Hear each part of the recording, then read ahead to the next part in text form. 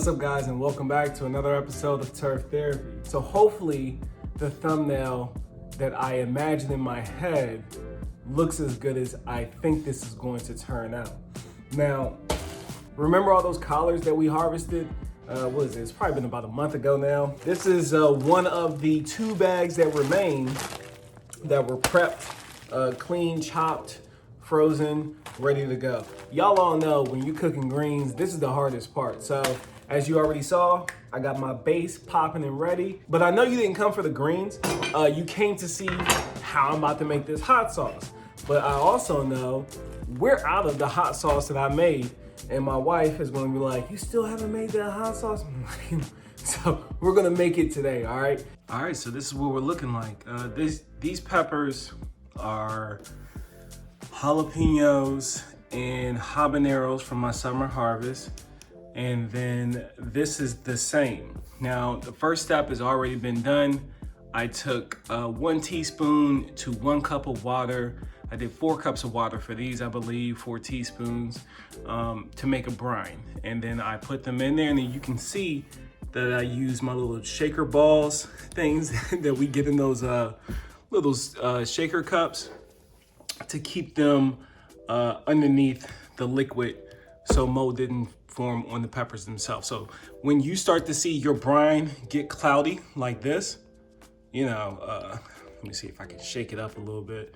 Yeah, when you see your brine nice and cloudy like this one isn't as cloudy, but I know it's done. That's when you know they're done, okay? So I let mine go for 3 months, but at least 7 days is how long you wanna ferment these. Then we can move on to the next step, which is blending it up. So let's get to it. So if you're gonna get into making hot sauce, you're gonna wanna invest in some gloves like you see me slipping on right now, because this stuff is no joke. And then you're gonna get a blender, and I'm going to give you the recommendation, get you a blender or old NutriBullet or something like that, because you're going to want to keep that stuff separate. So the only other thing I can really see you needing is a mesh strainer. I like this because you'll see it's got that fine mesh, and I can catch a lot of the gunk, have you a bowl to strain it off here in a minute. So another note, these lids, as you can see, I'm about to take them off, they are loosely on. Now, you want air to be able to get in there. That's part of the fermentation process. So you're not looking to seal these at all. And then just bring this up here to you so you can see, but these are the little balls that come in those little, you know, protein shake bottles. That was back when I used to be a gym rat. That's what these are from. Now I'm a garden rat, so, you know. Oh my goodness. Oh, they smell funky. They smell funky as heck. If they had smell-o-vision, there's nothing appetizing about what this smells like or about what it looks like, but I guarantee you it's about to taste good. So another thing, I almost forgot too, you're gonna want a mask for this. Luckily, everyone should have plenty of masks at home right now. So I'm gonna go ahead and throw this on, because once we blend this joker up, it's gonna get real. So I'm gonna take it, and I'm just gonna pour all that straight in.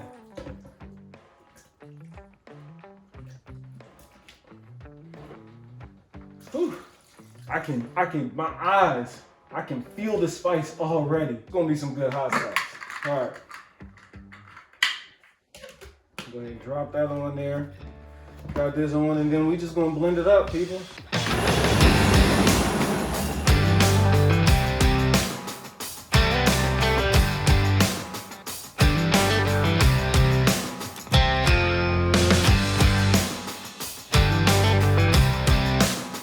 Okay, now we're left with this dirty, muddy, green looking water.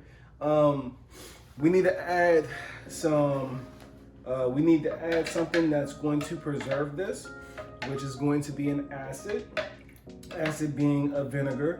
And we need to, you know, spice this up a little bit. We need to add a little bit of sugar or honey.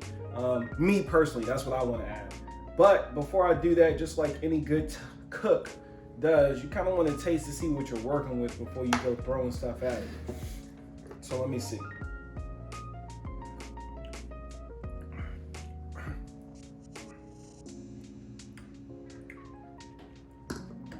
Ooh. Woo! I can taste like, man, that's good. There's so many layers there. I know it looked like dirty, muddy water, people, but man, that tastes good. That is good. Woo! So I know I need 1/3 of a cup of vinegar in this. Based off what I just tasted, I'm going to do a mixture of white vinegar to apple cider vinegar. I'm gonna put 1/4 of a cup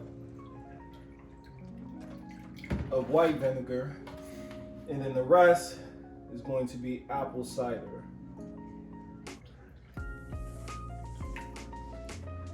Okay, so we'll throw that in there. Boom.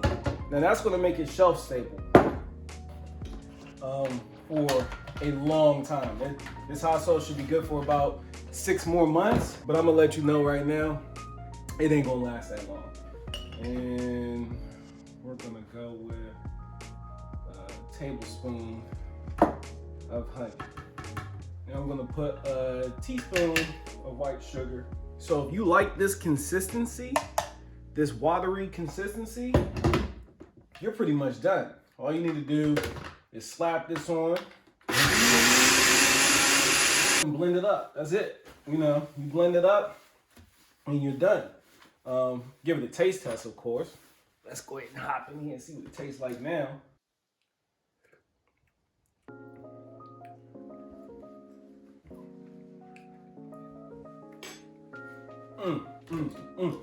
You know it's good when you start dancing, right? Man, that's good. Okay, so I'm not a fan of that watery consistency.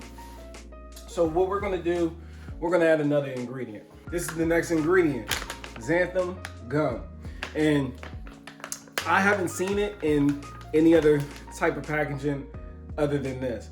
Now, do you have to use this? No, you absolutely don't, but I do. So I'm just showing you, this is what I use. So, but with this stuff, a little goes a far way, right? So start with less than what you think you need. I'm talking about like, we're gonna go with like 1/4 teaspoon, right? We're gonna start with that. 1/4 teaspoon. I'm gonna throw that in through the top of this blender. And then we're gonna blend all that up. See what we got now. Yeah, that's better. I like that. But let me show you how I do this. I fill them up. These bottles, these are the same bottles that I used when I was doing the winemaking series with Miss Crab. And those same bottles already come with the little hot sauce tops. Now you can use like an older bottle of hot sauce that you already have at the house. That just recycle that if you got it. Now, I use these funnels. I got these funnels and these bottles off of Amazon. I'll throw a link in the description below for this stuff. So this is the largest one. Just wash them all fresh in case you are concerned. But and then I just pour them in. It's that simple, guys. I just pour them right on in. We'll fill them up. And I like this funnel because it just makes it easy. You know what I mean? So yeah, these are the mixed greens, guys. Most of it is collards, and then there's a little bit of Brussels and a very little bit of cabbage. But for the most part, it's collards and Brussels. So we'll get a little bit. Go ahead and stack those on, nice and pretty. Look at that, man. That looks good. Okay. Yes. So now what we're not about to do is just go ahead and slap this on here. I want to see what these greens are talking about before we add anything to it. So let's dig in. First. Now let's dig in. All right. See what we got here. I like the color on it. What's cool about those Brussels, they give you a nice little purple kind of sauce base, so I think that's pretty cool. So let's see what we got. Y'all see them? Yeah, you see them?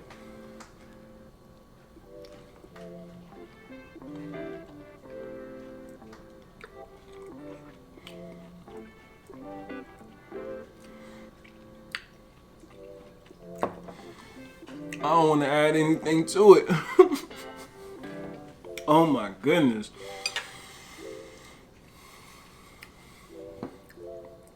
It's so sweet. Oh my God. All right. So we're gonna hit it with a few splashes. Let's see what we're working with.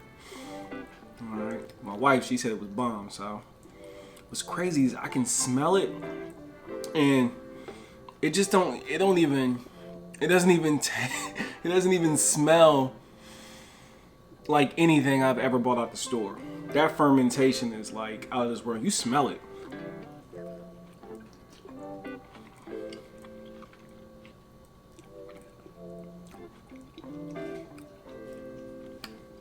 That complements that sweetness really well. It actually kind of balances it out. That's really good. That's really good. My goodness. Man, I did that. Yeah, peeps. I'm the cook in this house. Mr. P ain't got nothing on me over here, I'm trying to tell you. Mr. P, you better get like me. Let me see you making some hot sauce this summer. Over there at Pit Stop Kitchen and Garden. Yeah, y'all know P. He over there chefing it up. You ain't got nothing on these greens, bro.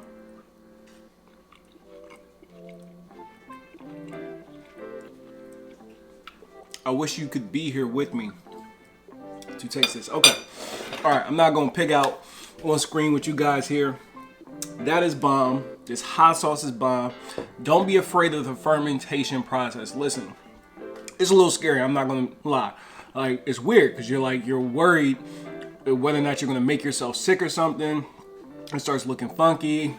Look, it's really, really easy.